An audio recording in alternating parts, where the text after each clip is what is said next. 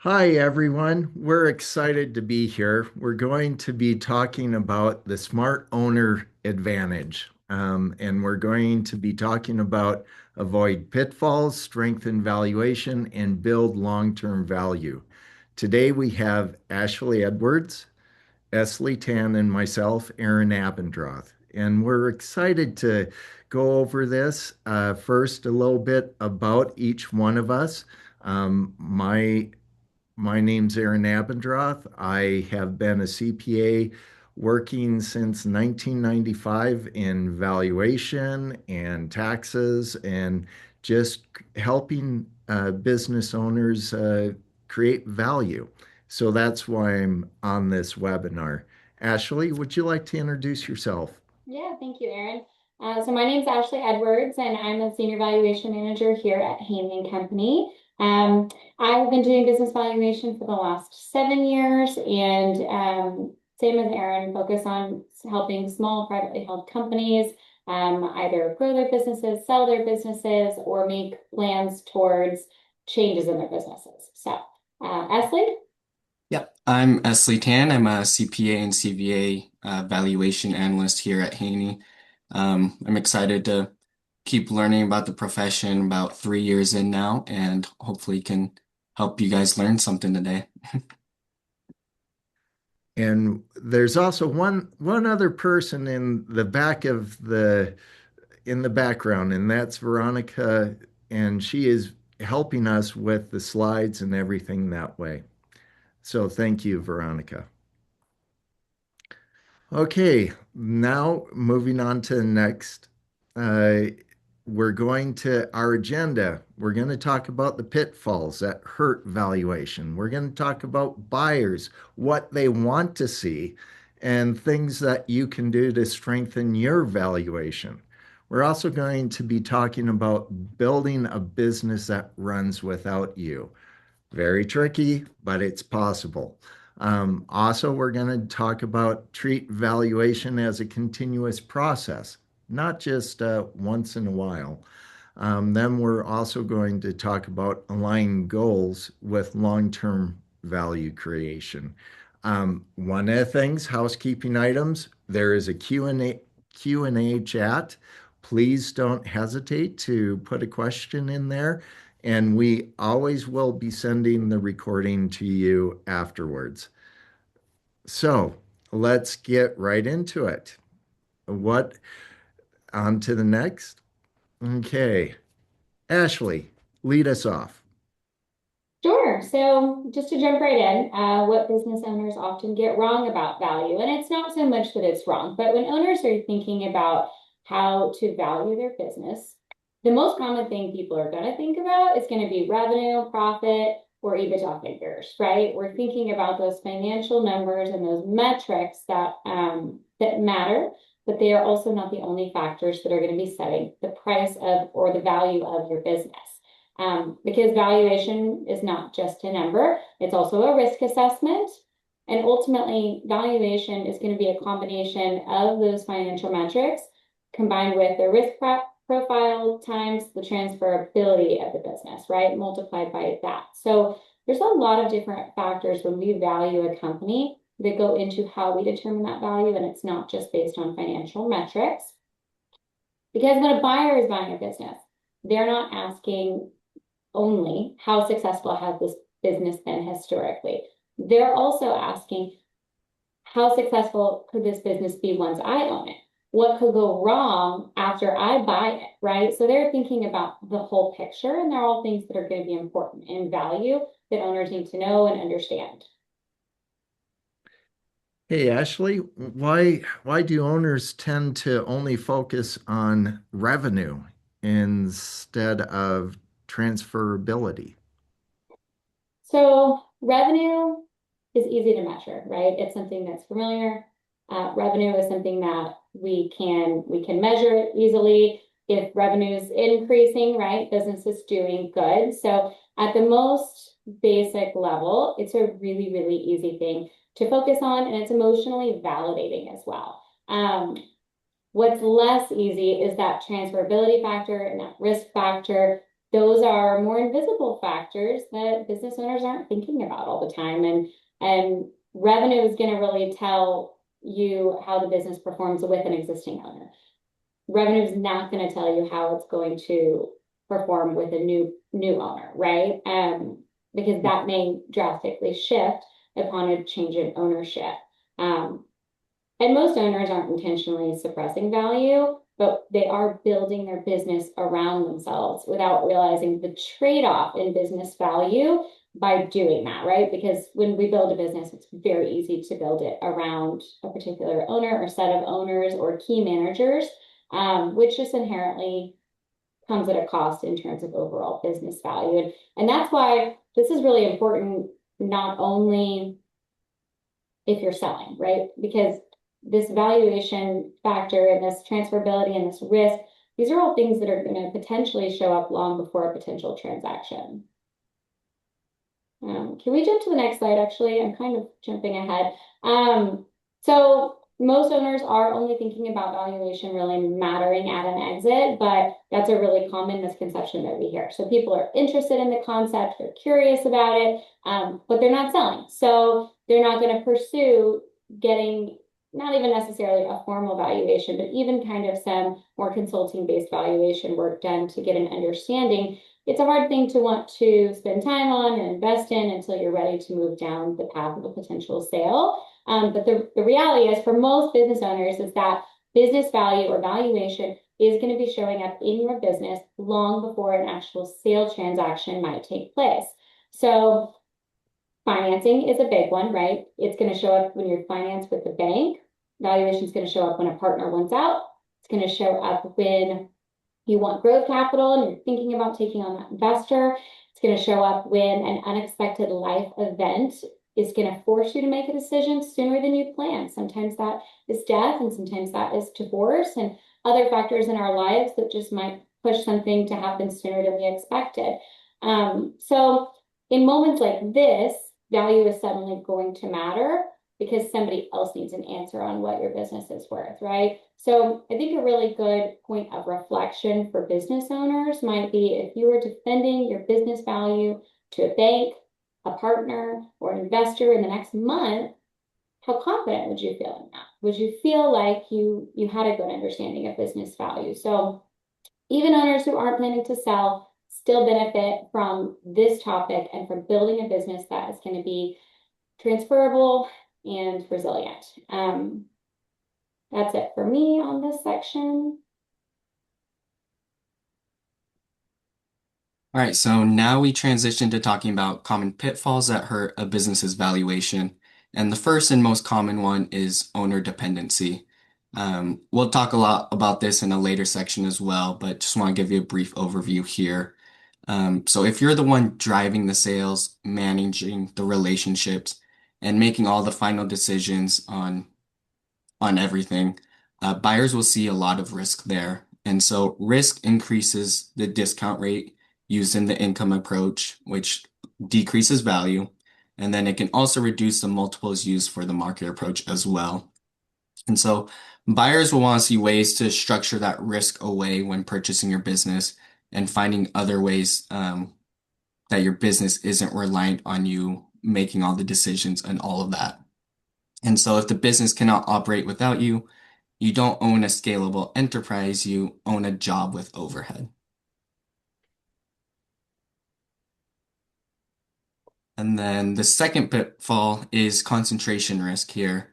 Concentration risk from customers is when you rely on a small number of customers for a majority of revenue.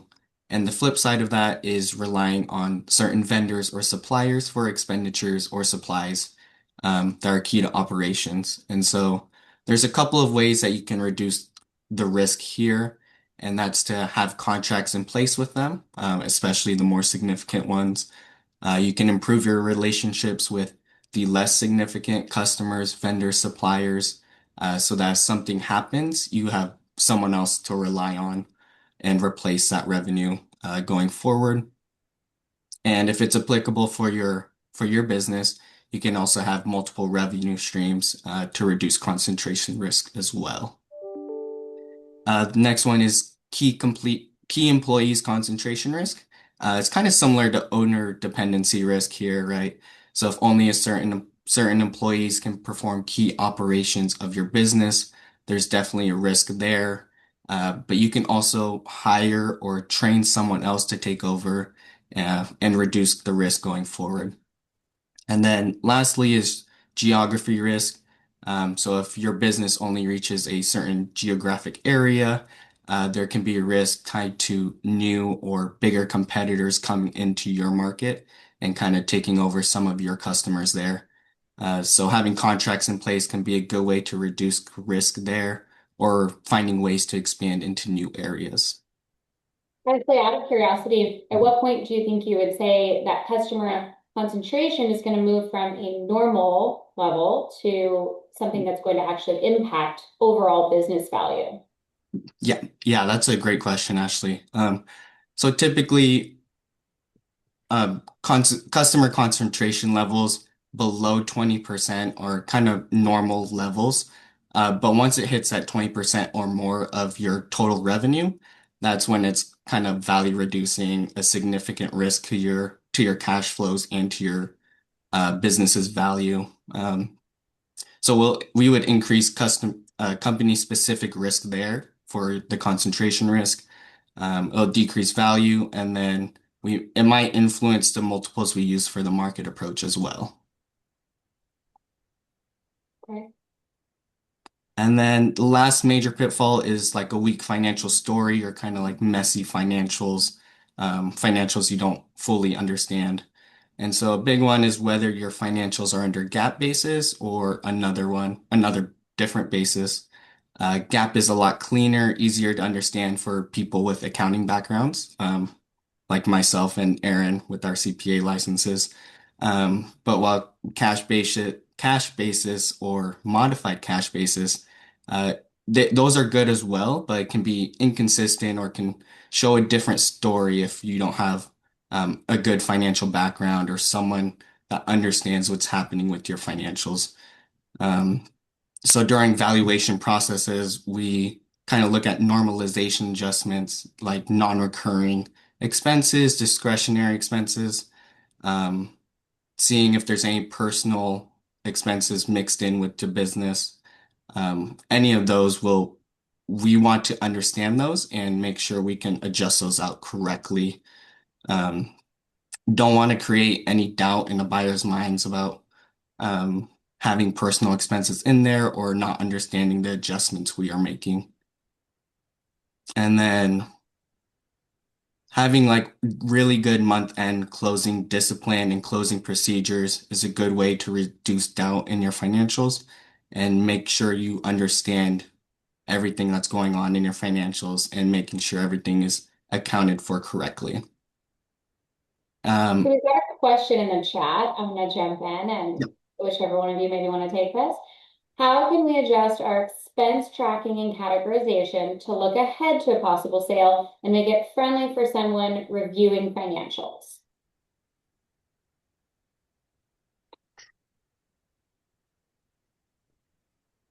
Number one on something like this, as you're looking at expenses, one of the things that you can do is talk about, for example, a capital expenditure that you're expecting.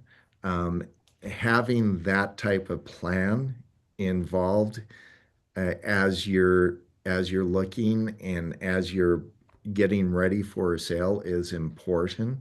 Another thing is if there's consistency in the categorization of each of the expenses.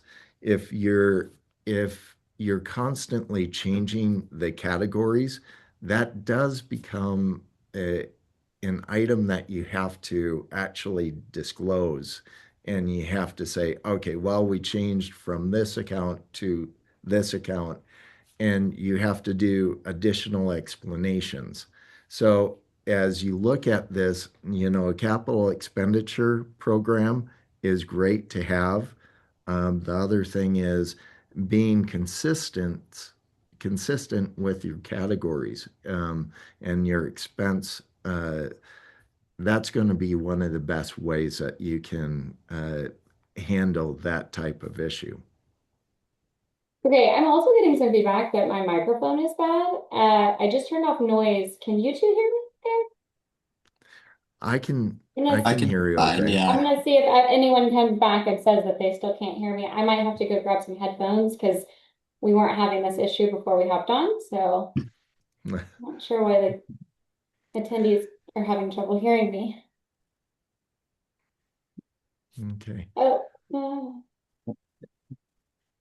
One additional thing, and and Esley has done a great job explaining, some of the pitfalls, but one of the things that you definitely want to know as a business owner, you want to know what a balance sheet is. You want to know what your P&L is.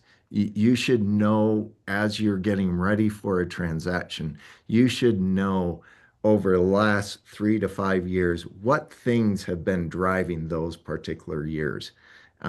You being knowledgeable as a business owner on the financial statements helps to create a lot of confidence in the information that's being provided by a potential buyer. So that's going to be one of the things that is important that you're going through and doing that. The other thing that Esley talked about, but I wanted to kind of stamp it again. Messy accounting.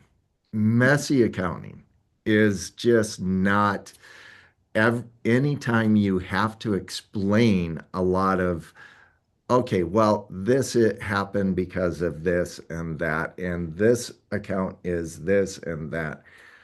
Um, it's it's easier if you have clear, concise financial statements. And please use your accountant, CPA, to make sure that you have clean financials that you can talk about. So, with that, let's go to the next slide. So Poll question. Yeah, go for poll it. question number one, which of these is currently your biggest risk? A, owner dependency, customer vendor concentration, or any kind of concentration risk there, weak financial reporting, or D, unsure.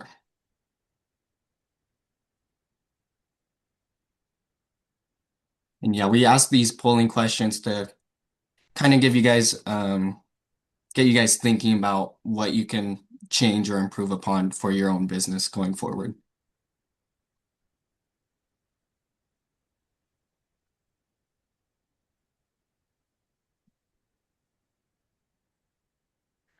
Looks like in chat we have someone saying owner dependency is a huge focus for them right now, so that's great to hear.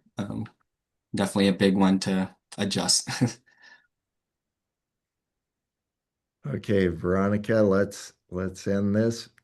Do you have the results? Okay, there we go. Okay, thank you. Okay, now moving on to the next section. We're going to be talking about buyers translating risk into price. So, Ashley, are you all set? I think so. I just switched over to my headset, Yes. so hopefully everyone will be able to hear me better. Okay.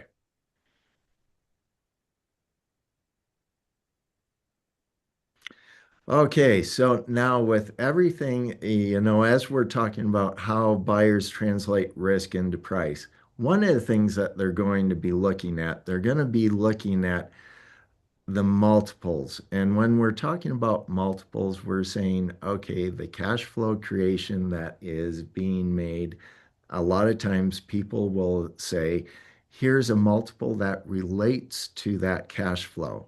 What they will do is that they'll try to say, hey, you know what?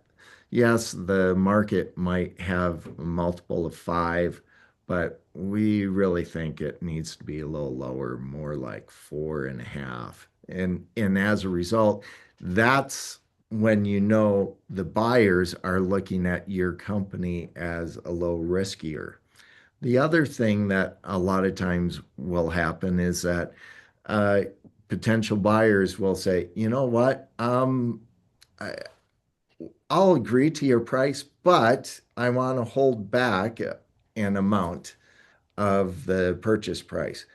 And that's another indication that there is risk in your price. The other thing, earnouts, they say earnouts are essentially, hey, we agree that this is a price, but we also want to say we will potentially give you more if the sales increase or um, if the costs continue the way it is. So that's an example of earnouts that you get over time. A lot of times it's 1 to 3 to 5 years right through there. That's another indication that they're putting more risk into your price. The other thing that they'll do is that they'll say, hey, the slower as they're starting to do due diligence on your company, they're going to say, hey, I'm going to do this kind of slower. I don't know if I really trust some of the numbers. I got to get more details, etc. The other thing that is also an indication that there's more risk in your price is that you will begin a process and then the potential buyer will just end the essentially the LOI, and as a result, um, there's not a continuation. So there, for some reason other than economic, they have to really explain why they're going to back out on that. But as you're looking to sell your business, those are some indications of they're putting more risk in your price of the business. And going on to the next part, we're going to talk about what buyers actually pay for. Ashley, take it away. Thanks, Aaron. So once buyers understand the numbers, right? That is where we're starting, is always talking about the financials and the cash flow. Once buyers understand that piece, then they're immediately shifting to the next question, which is how predictable is this business? And it's a lot more than just about predictability kind of on a broad scale. But what we love to see from a predictability standpoint is seeing recurring revenue when we're performing valuations, because recurring revenue is a form of predictability. There's others here on the screen. But these forms of predictability, they reduce the perceived risk for a potential buyer.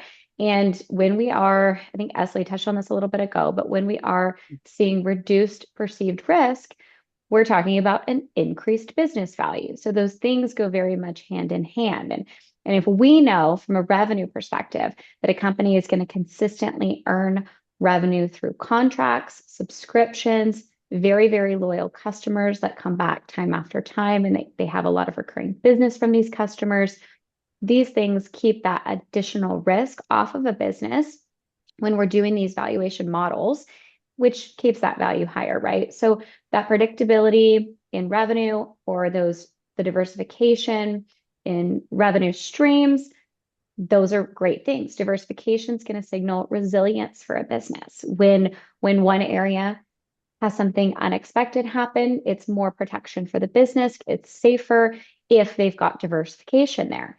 Transferability, same thing. Having systems, documentation, and leadership in place all protect business value. So the bottom line here is that buyers are going to consistently pay more for businesses with recurring revenue, diversified customers, and leadership depth, right? These three factors: predictability, diversification, and transferability. And then we're going to jump into an example on cash flow. So we're going to be looking specifically at EBITDA or EBITDA. People call it all kinds of things. But what we're really talking there, we're looking for more of a cash flow figure. And that's what buyers are often buying when we're thinking about it from a financial aspect. They're buying the cash that's left over at the end of the day for distributions to themselves, right? The money that can go either back into the business if they choose or into their pocket if they choose. So we're talking about EBITDA. So this, let's say this business has, I'm going to throw out a number, an EBITDA figure of $1 million. Okay. Um, exact same. We've got business A and business B. In the first example, this is just a different risk lens, right? That a buyer might be thinking of, or a business valuator might be thinking of. You've got business A with 40% recurring revenue. You've got business B with 5% recurring revenue. Which one are you going to buy? Second example, business A has one person who is the rainmaker, right? Um, Business B has a sales process and a team of more than one individual who has things, they have a process, procedures, and documentation there. Which business are you more likely to buy? Which business feels safer, right? So the first is revenue, revenue risk. The second is more of an execution risk. These risk factors, they're not changing the cash flow factor at the time of a transaction. They could potentially change that in the future if there's risk tied to these factors, right? So they dramatically will shift how safe a business feels to a buyer during that transaction process. And areas like this are some of the areas that Aaron mentioned before, where you start to see those lost bidders, right? The people who had interest that are then learning more and they're starting to back out. And so the answers to questions like this, which revenue and processes, right? Those are just two examples in a multitude of things that get looked at. But answers to questions like this will directly affect the multiple that you can sell for, the deal structure that you'll get, and the buyer confidence that they'll have and whether or not they potentially back out. So transferability here is the real product, and making sure risk in these areas is reduced is critical. And before we move on to the next slide, which is a poll, I want to kind of set the stage for that. So on the next upcoming poll that Veronica's going to flip on in a second, imagine that you as a business owner are walking away for 90 days. And imagine that you don't have the opportunity to answer any quick emails, quick questions, and you don't have the opportunity to give approvals to anyone in the business. So let's flip onto the poll. And let's try to answer this from a place of what's happening currently in your business, right? Versus maybe what we strive to have happen.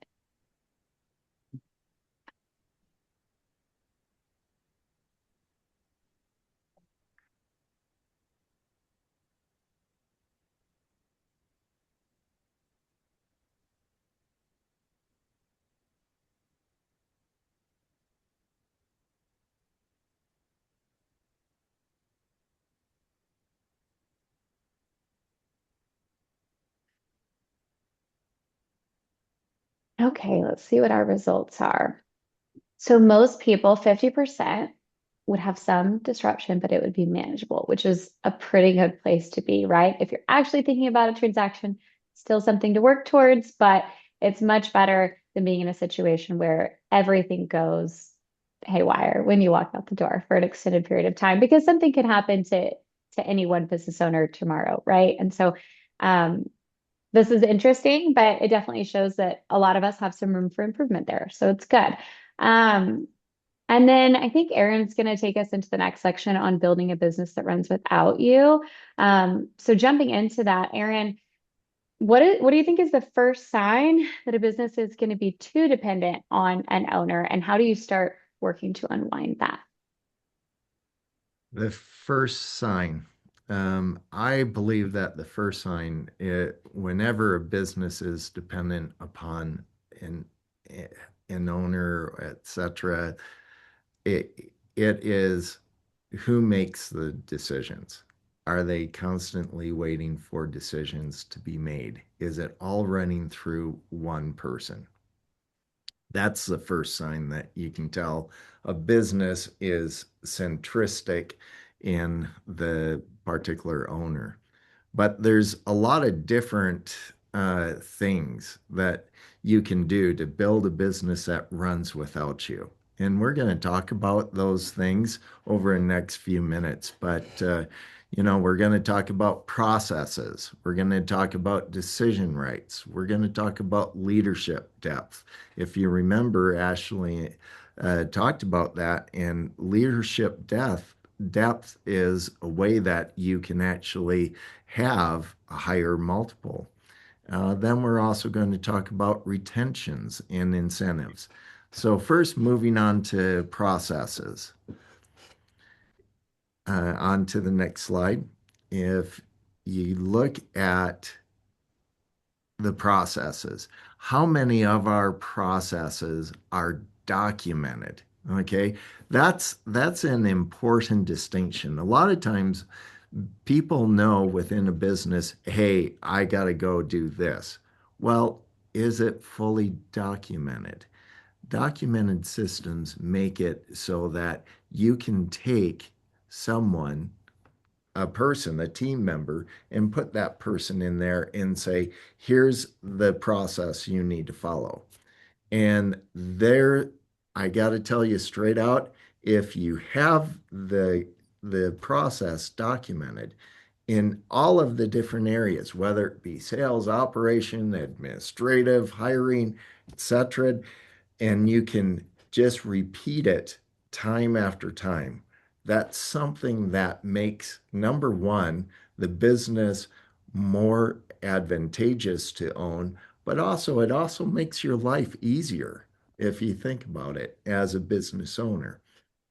Um, the documented system also keeps the then business intelligence, the knowledge, not inside people's heads. It keeps it out, and it's something that can uh, really be done and executed.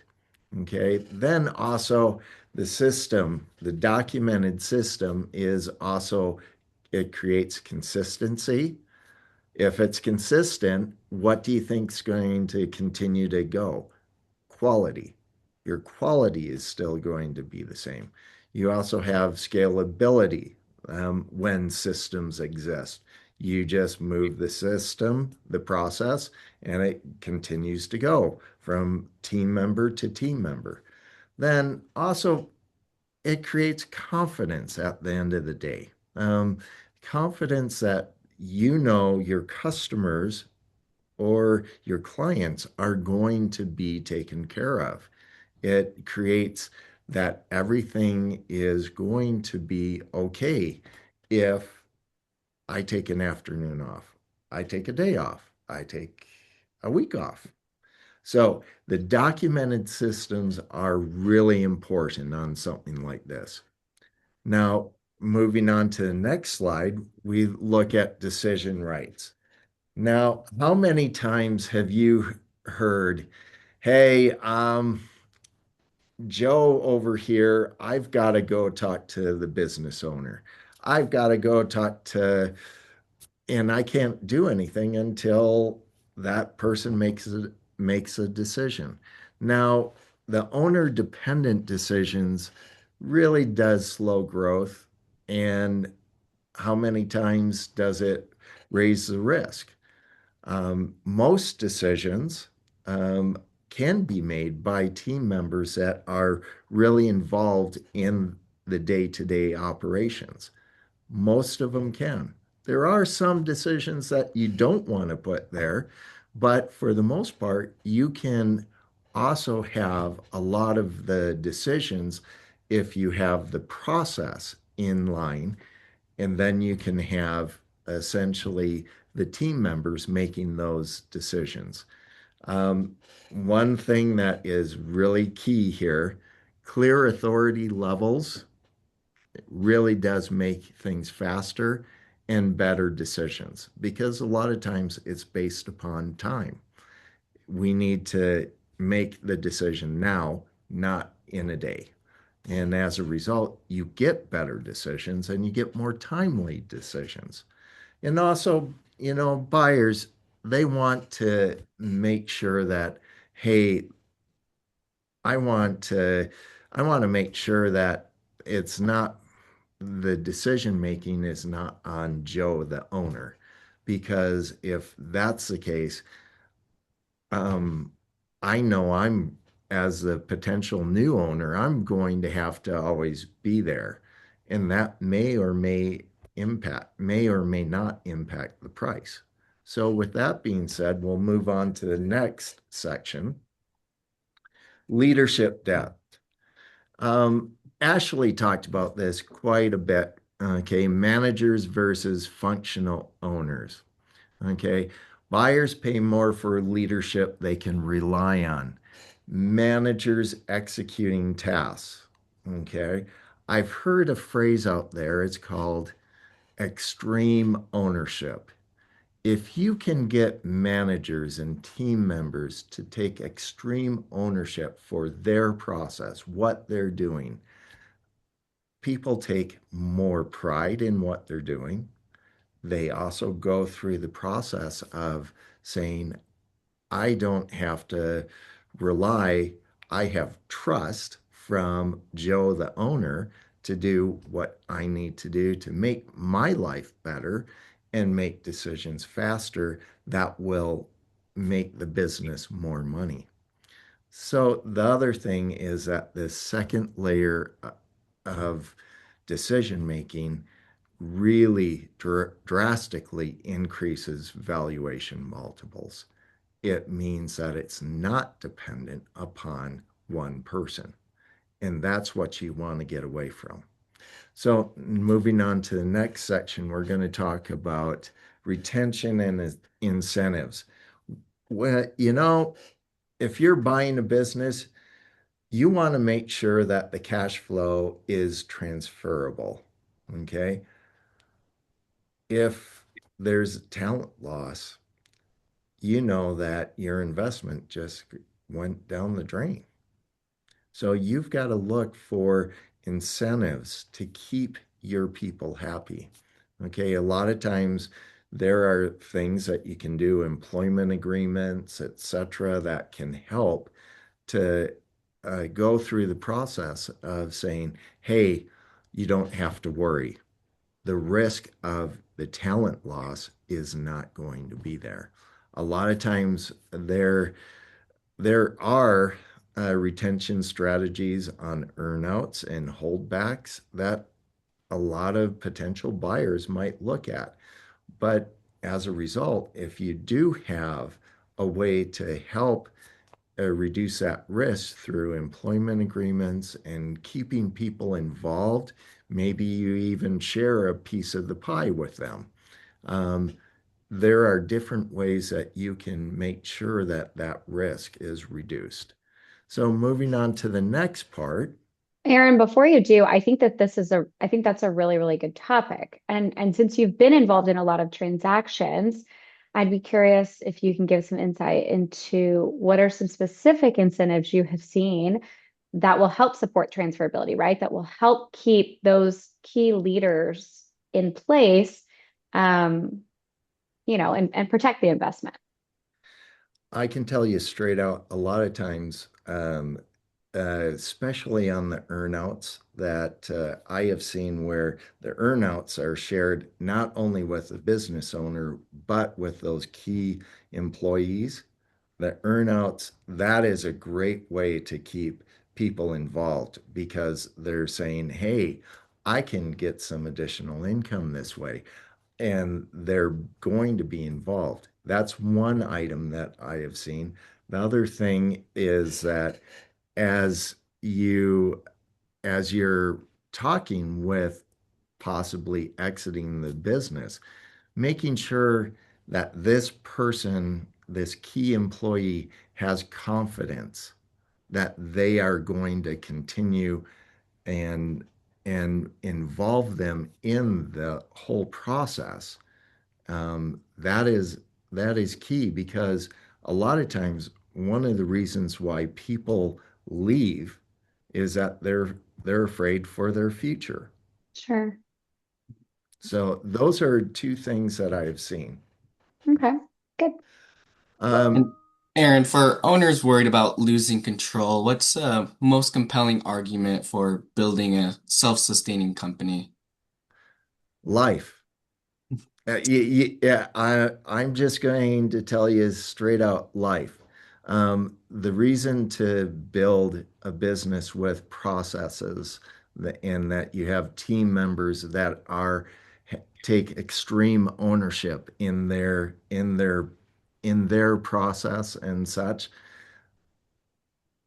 you can begin to concentrate a lot of your time on other things.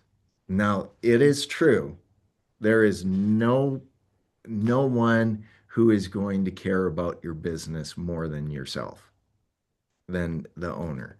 But if you can rely on key people, that will help to make your life better and it will take a lot of the craziness of your life out. It does, but you have to define specifically what decisions need the owner to make.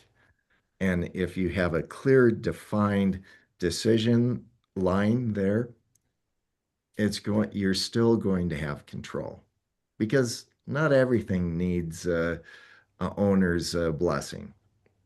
Mhm. Okay. Now, one additional thing we talked about, okay, freedom. Okay. And that's what I've talked about, life.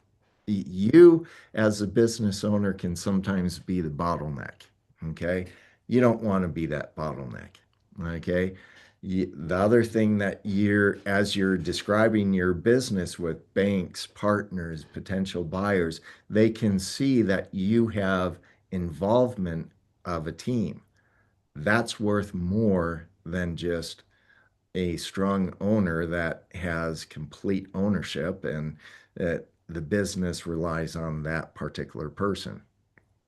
And then the other thing that does happen, you know, a lot of times over years, you'll burn out as a business owner. You might have poor health, or you might have health problems within your family. Plus, there might be other opportunities that involve your spouse or different family members, and that if you have processes that are in place with team members with extreme ownership, and then the other thing is that you have a control line through um, decisions that need to be made by the owner, your life is going to be better. So moving on to the next slide, as we're talking about this, poll question number 3. Have you ever had a formal valuation performed?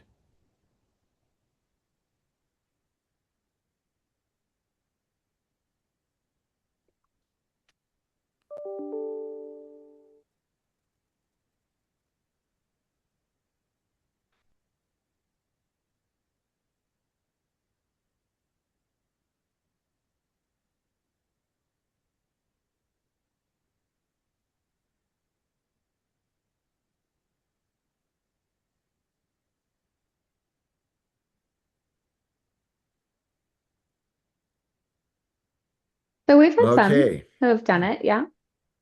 Yeah. Mhm. So it's a good starting place, right? To understand where you're at, right? Figure out where it makes sense to go before you actually need to. Um, Yeah. So treating valuation as a continuous process. Um, Valuation isn't something you do when you want to sell. It's something you manage continuously and on a daily basis, right? So by reviewing and understanding your business annually, you can avoid the last minute cleanup trap. Buyers, they look at 3 to 5 years of history, right? 3 to 5 years of historical financials, meaning you can't cram for an exit. Last minute improvements won't help as much during evaluation, right? Buyers want to see historical patterns, historical growth, if that's the phase you're in right now. They don't want to see like promises made or projections without full support, right? And so for us valuators, we also look at 3 to 5 years of financials. However, we kind of determine which years make the most sense to wait for your business's value. And that depends on discussions we've had with you, and what we think best represents your company's value moving forward. And so you should try and understand your value annually. Understanding the value reveals the risks in your company. Remember the common pitfalls that we talked about: owner dependency, the concentration risks, and weak financial storytelling or reporting there.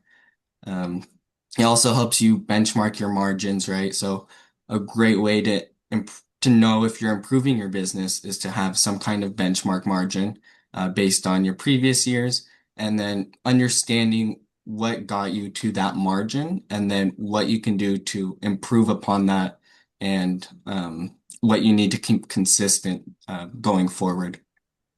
And then it'll also show you some value gaps or ways that you can improve your business. A lot of times these are based on the risks that we've talked about, or there's other ways that other gaps that can be found during a valuation process. And so the key is that 3 to 5 years of discipline can't be compressed into 1 year before a sale. You have to be proactive if you want to improve your business's value moving forward. Okay, so we've done a lot of talking about valuation so far. At this point, most owners are probably realizing something important if you didn't already know it, and it's that business value is not created by accident.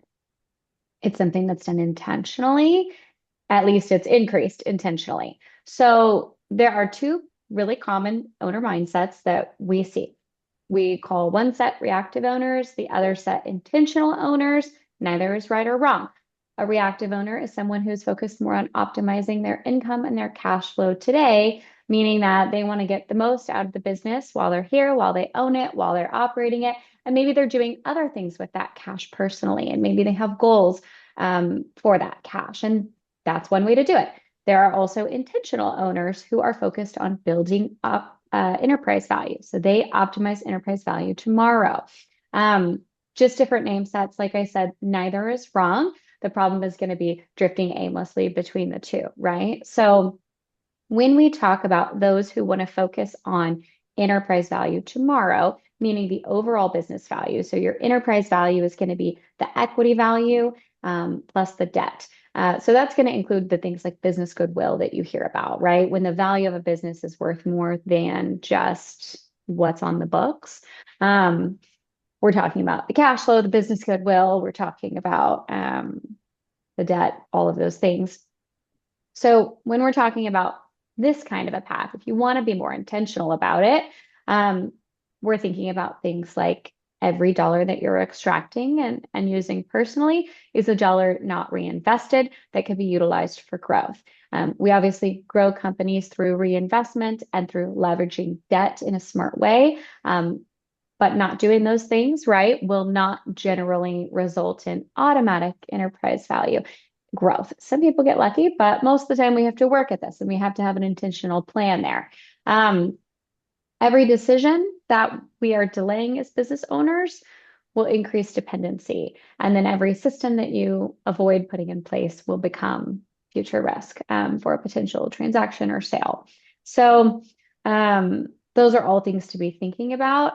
When buyers are looking to buy, they are rewarding the owners who are making those intentional trade-offs and who are focused on those things because they're paying more for someone who has invested that time, that energy, that money in the ultimate price that they're paying. So investing in things like leadership, systems, margin, having discipline in all of those areas will result in something that a buyer is going to pay more for. Ultimately, the highest value businesses, they're not ever going to be perfect, but they are going to be prepared.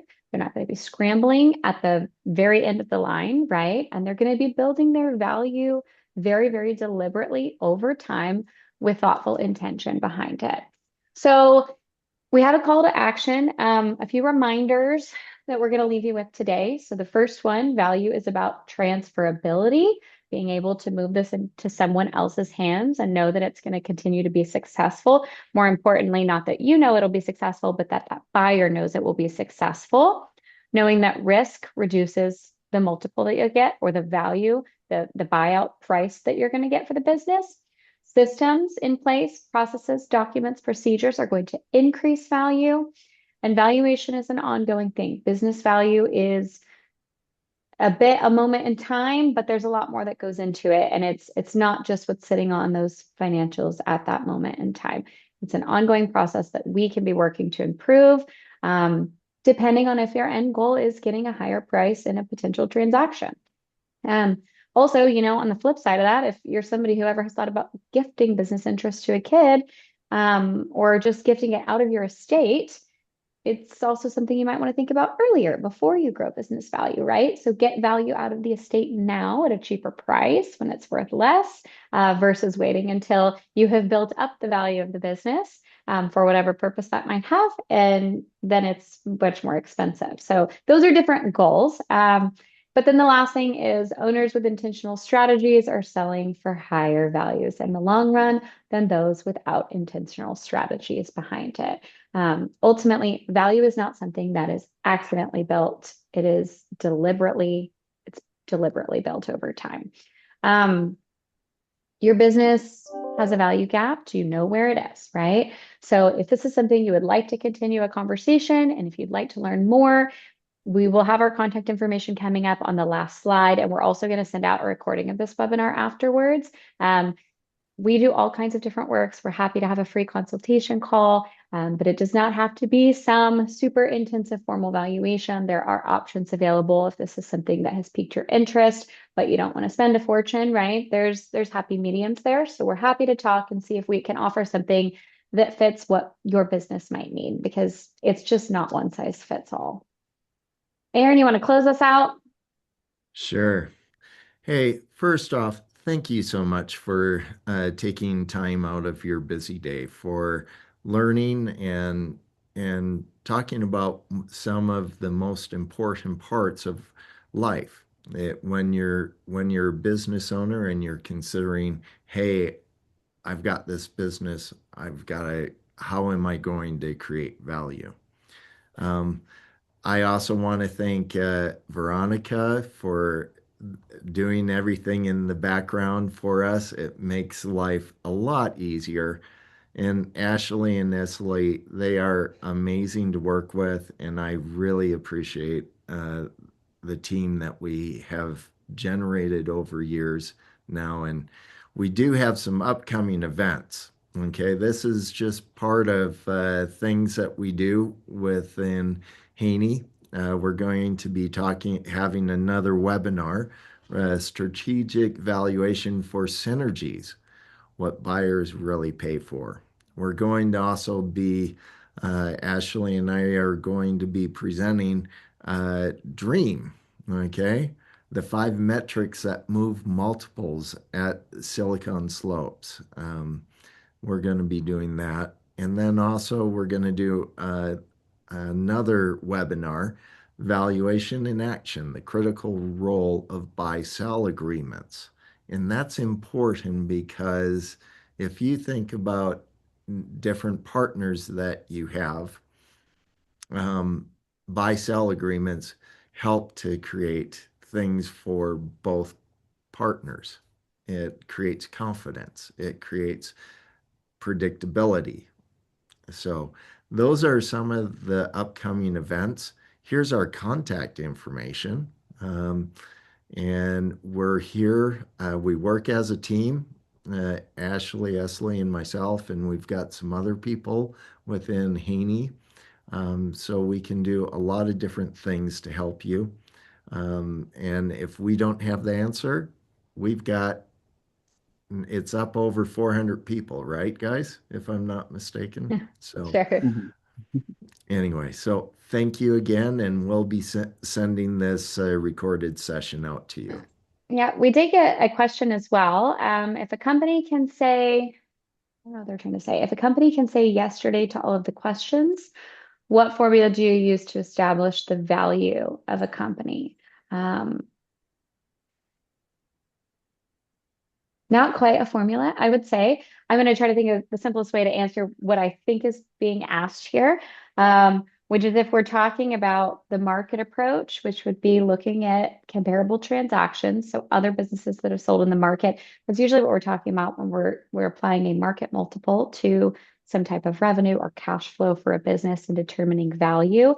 That's the most formula-based approach we have, and that's often a route people will take for something more quick, simple, estimate based. But then we are incorporating things like all of the different risk factors that we talked about. We're comparing a subject company, your company, right, to what's happening with industry peers, both operationally and financially, to then determine if maybe you should be sitting at a higher or a lower multiple, combined with all that risk. So there's not a great formula.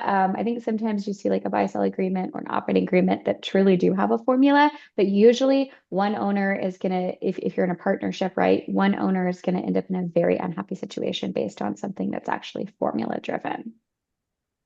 So I hope that answers the question okay, but if not, feel free to reach out. And to Ashley's point, I mean, valuation can be very complicated.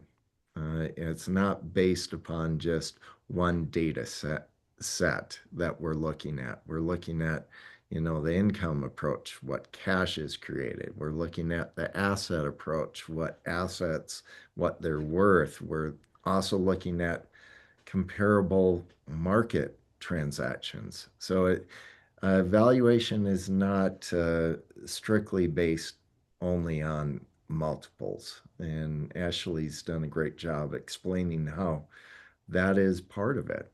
So, are there any additional questions? I don't see any so far. So, again, if anyone does think of anything, feel free to reach out to Aaron, Ashley, or myself, and we are happy to help with any questions that you might have. Thanks for attending.